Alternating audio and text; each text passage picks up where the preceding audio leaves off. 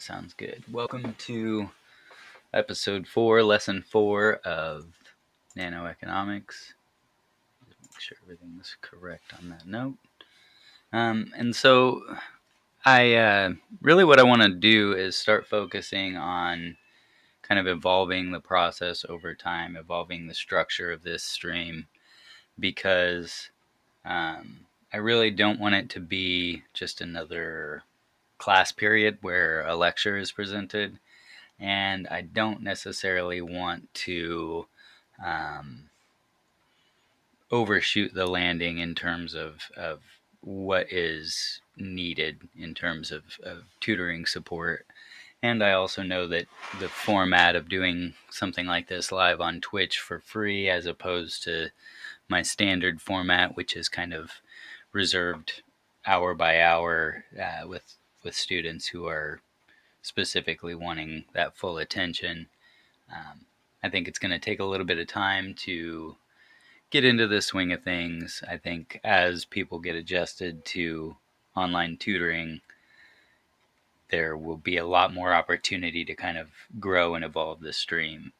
So for the next week or so, what I'm going to be doing is trying to kind of make little tweaks and just see what the result ends up being from a perspective of usable material down the road. Because these aren't going to involve a lot of live viewers right off the bat, really what I want to focus on is creating some things that I can refer back to when students have questions and I don't have time to address those questions. So the topic for today, I'd really like to start narrowing everything down and just discuss one topic a little bit more in depth each day and try to understand the concept outside of strictly economic perspective. So what I decided, it really fits in the flow of what we've already talked about so far. But an ideal discussion for this topic can be done around comparative advantage. So we're going to talk about comparative advantage today and how you're already using it. Whether or not you realize you understand and utilize comparative advantage isn't critical to the fact that you actually do. So the ways that we can kind of understand it is comparative advantage relies on the concept of opportunity cost, or what we discussed last time, what we give up in order to get something else. So I'll just add the little review.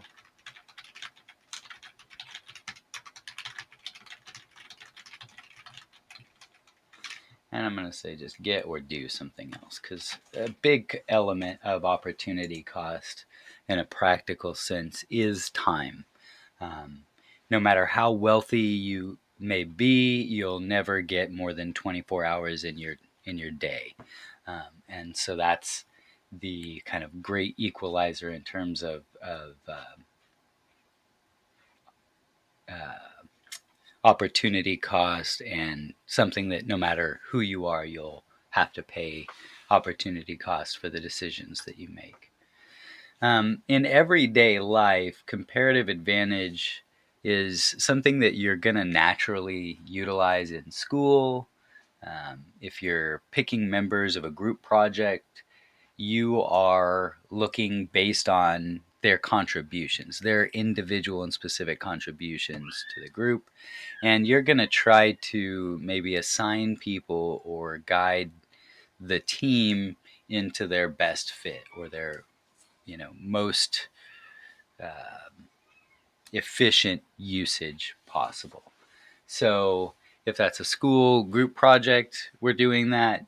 If we're picking teams in gym class, we're doing the same idea when we separate out into positions, or playing sports. So for example, if you're the best at throwing the ball accurately, by comparative advantage, your position should be pitcher on the field. And so When we look at what we're best at and focus on that, specialize in that activity, then we kind of trade or interact with others, and a greater job gets done. So, with a group project, if everyone is efficiently separated and doing their most effective uses, then the group overall project would be something that is a better product than what any one individual of the group could be making.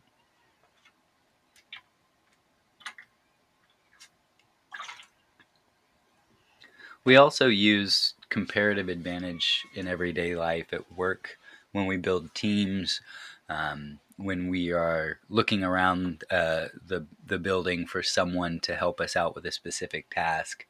Um, you're really looking at what will lead you to give up the least in order to gain or achieve the goal that you're looking to do. Same thing with starting a band. This is one where it makes a lot of sense that we do it intuitively, but it's really hard to see just how uh, difficult it would be to fail to recognize the opportunity cost. So, for example, if you're sitting around with a group of 3 friends, and one of you plays drums, one of you plays bass guitar, one of you plays guitar, and the other person is a singer, then it would not make any sense to rotate instruments and positions for every single song, because when the drummer switches to bass guitar and the bass guitarist switches to guitar and the singer switches to drums, nobody knows how to get that goal accomplished. So if they wanted to write a song once they've done that rotation, the length of time it's going to take that same group of people to achieve the goal of writing a song is much, much greater. Whereas if they specialize in what they're most efficient at accomplishing, so the drummer plays the drums, etc., then you get the best outcome out of that kind of group interaction or trade. When we look at how comparative advantage relates to markets, we really look at a trade where 2 people come together, they have an exchange, and then they leave. They don't kind of stay together interacting. But we are still really applying the concept of comparative advantage when we specialize in drumming because we're a drummer in our band. And then the last example that we regularly bring up, you'll actually see it commonly addressed in textbook examples when we're talking about comparative advantage in a microeconomics course at that individual level, is if we assume maybe there's a couple of roommates and they've just had a party and they're trying to decide how to clean the house the next day. If one of them is regularly responsible for cleaning and waxing floors as a part of their job, and another one of them, um, you know, isn't very familiar with that process, then the person who's familiar with cleaning and waxing the floors should specialize that, and the other person should maybe specialize or focus on picking up the trash, putting the cushions back in order, any of the other things that aren't the one that the most efficient person is specializing in. So it's all about looking at our opportunity cost. Comparative advantage is completely linked to opportunity cost in that without a difference in opportunity cost, there really is no comparative advantage. Like if I can cook dinner in 1 hour and you can cook dinner in 1 hour, or I can clean the house in 1 hour and you can clean the house in 1 hour, then it really doesn't matter which one of us cooks dinner and which one of us cleans the house, because there's no gain from that interaction or from that trade when we um, have no difference in opportunity costs. So this can be presented as how many hours it takes us to accomplish a task, or how many of a certain thing can be produced in 1 hour of labor.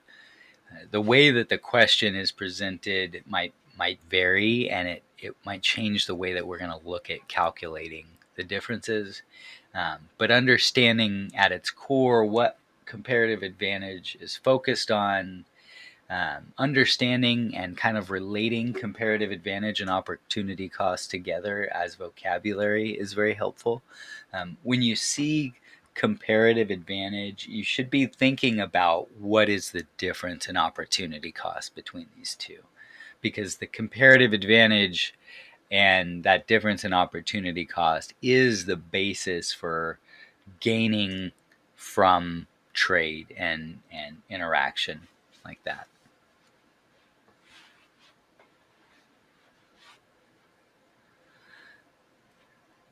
So what I'd like to do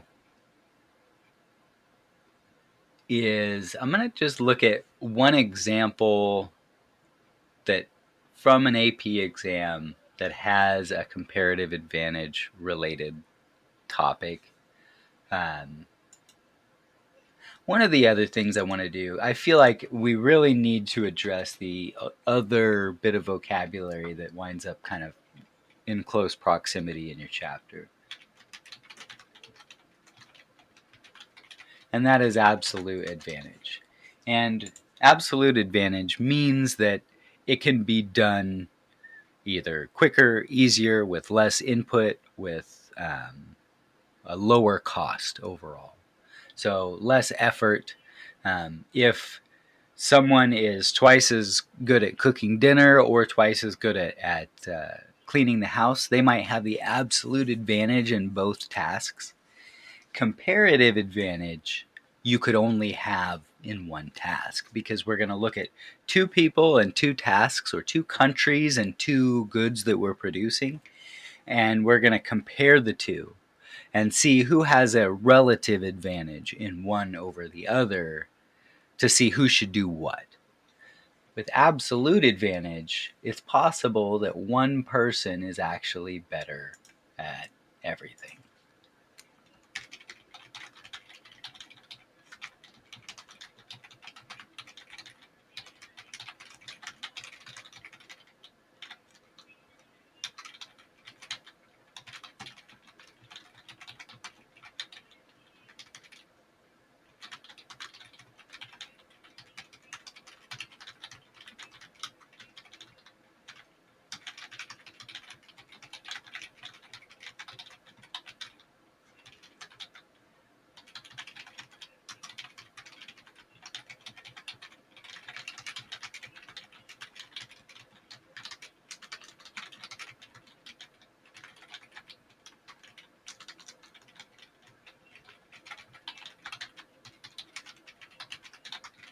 So that gets a little bit long here, but I wanted to actually have this note available for you, savable, so that if we're coming back and reviewing, it really shouldn't take but a quick minute, maybe a paragraph or two, especially when you get to the point of reviewing for a comprehensive final exam or getting geared up to take the AP.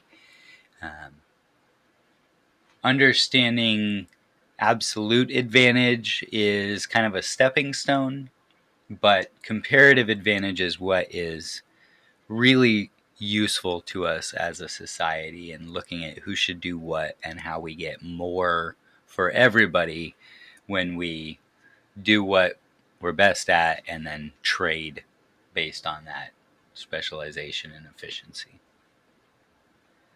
So the next thing I want to do, and quickly, I want to make sure my cursor shows up. Cool. There we go.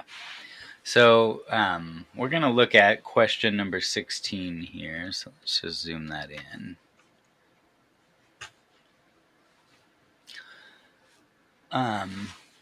And so I'm gonna limit these streams to really one topic and a question or two to begin with. As we build up, as we get closer, and kind of I'll mirror a lot of what I'm doing in my own tutoring private sessions with AP students, so that hopefully as time goes on, I haven't covered a lot of the stuff that will be most relevant to you at the time, and we can go through it fresh and get a lot more out of it at that time. So these are more of a foreshadowing or a snapshot of what more will be to come in depth as we get familiar and comfortable with the vocabulary first. So assume both Italy and Greece produce only two goods, wine and olive oil. If Italy holds a comparative advantage in the production of wine, then which of the following statements is not true?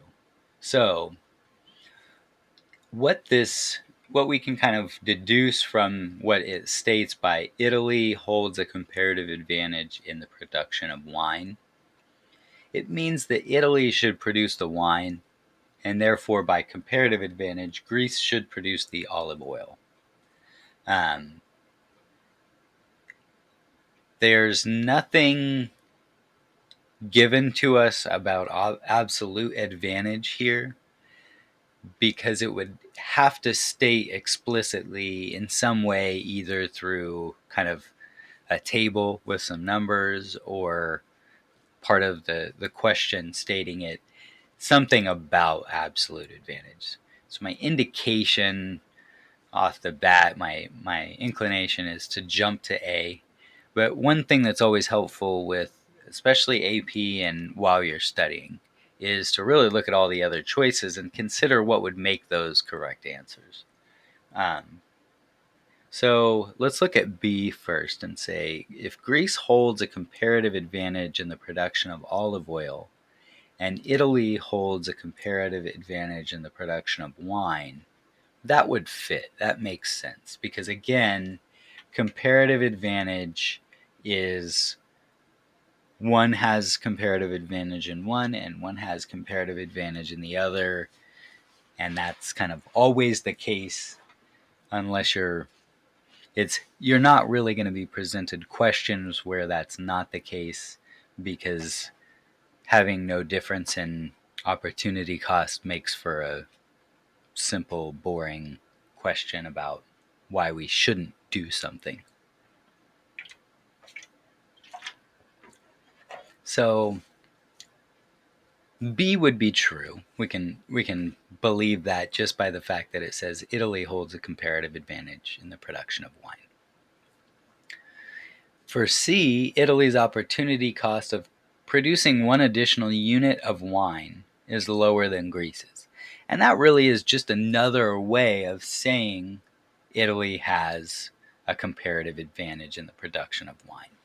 You'll produce the good where your opportunity cost is lowest. You give up the least amount of the other good by producing another one of this good. For D, Greece's opportunity cost of producing one additional unit of olive oil is lower than Italy's. And that's just the inverse of C, in the same way that B is the inverse of this sentence here. So this sentence, the opposite, which is true, is B. And C and D are opposites, and both are true as well.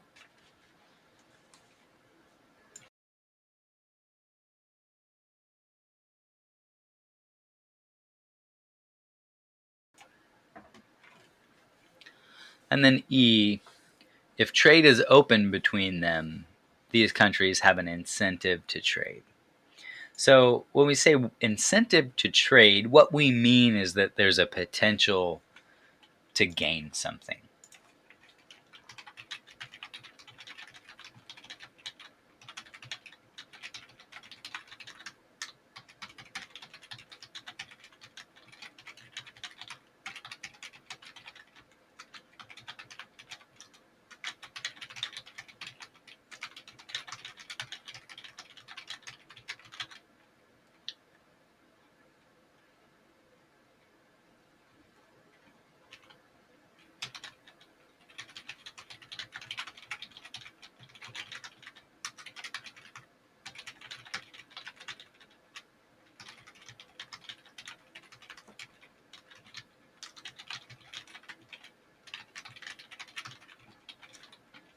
So the incentive to trade is that there's a difference in opportunity cost leading to comparative advantage. And if we specialize in the good where we have comparative advantage, and then we trade based on that, we're both going to be able to consume more than if we did things by ourselves. So, if we team up and there's someone who's really good at cinematography and someone who's really good at video editing work together, then the gain is a better video or faster output and therefore higher levels of production when these two parties look at their opportunity cost differences, determine comparative advantage, specialize in that production, and then trade.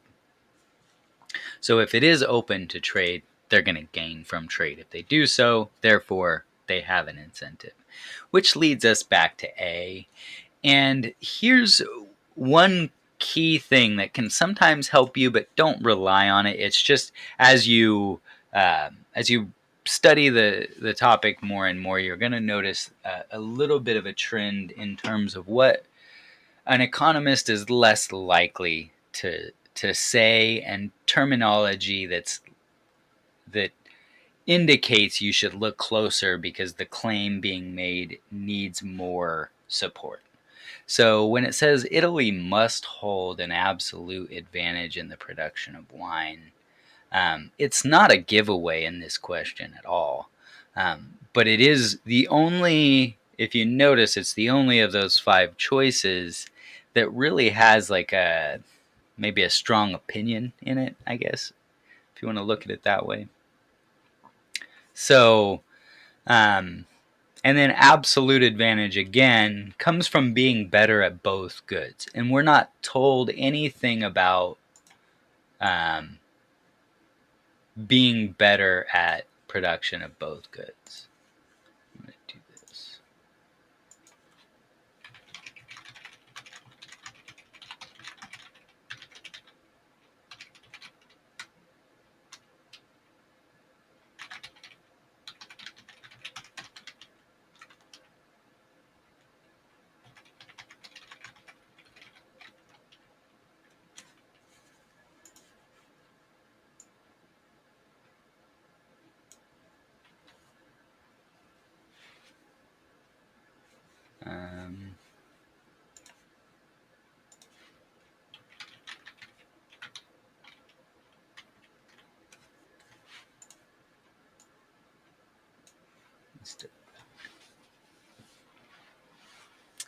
So we're not given anything about absolute advantage. Definitionally, we need to kind of have that intuition that absolute advantage means someone's absolutely better at that thing. And to know that, we need to be told that in some fashion. So if, for example, I can't jump very well, then I would assume that LeBron James has an absolute advantage in dunking a basketball. He might also find video editing to be a hobby of his, and so he might actually be a better video editor than me as well. So therefore, when we're looking at the activities of dunking a basketball or editing a video, LeBron James would have an absolute advantage in both goods, or both activities in this sense. But if we were to get together, then it might make sense for me to edit his video and him to go practice basketball, because the benefit that LeBron James gets from being good at basketball is greater than the benefit he gets from being a video editor. So if he wants to accomplish both goals, we wouldn't look at the absolute advantage of the fact that he's better at both activities than I am, and we'll look at the comparative advantage and see which activity he's much better than me at.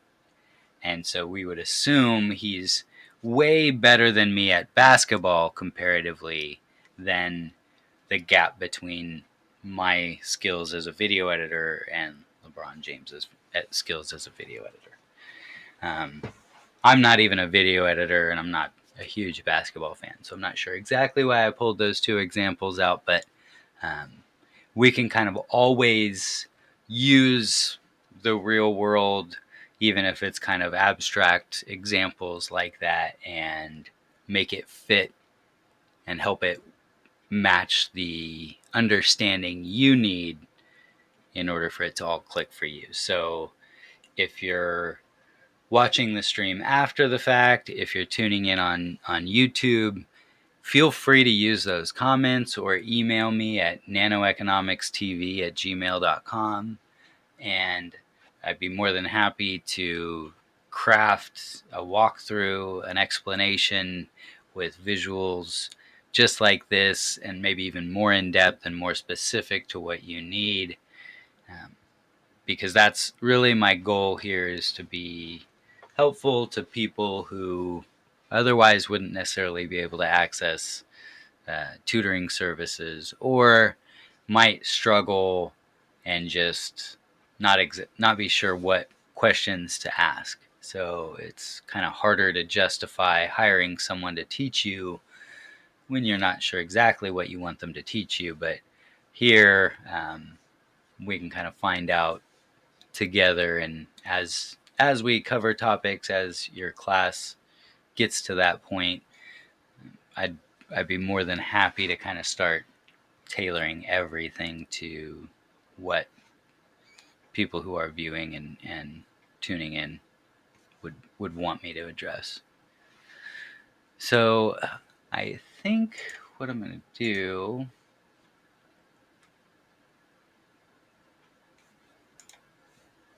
I think at this point, I really want to kind of keep up the experiments and see what a single topic like this might be in terms of length, in terms of content.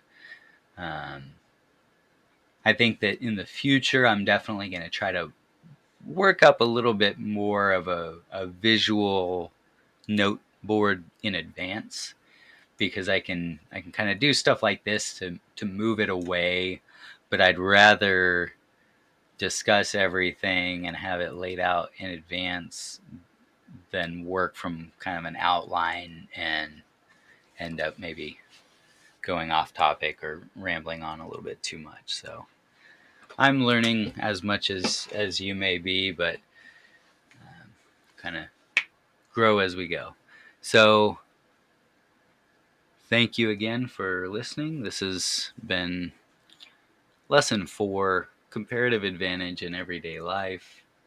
And tune in tomorrow at the same time for another lesson of nanoeconomics.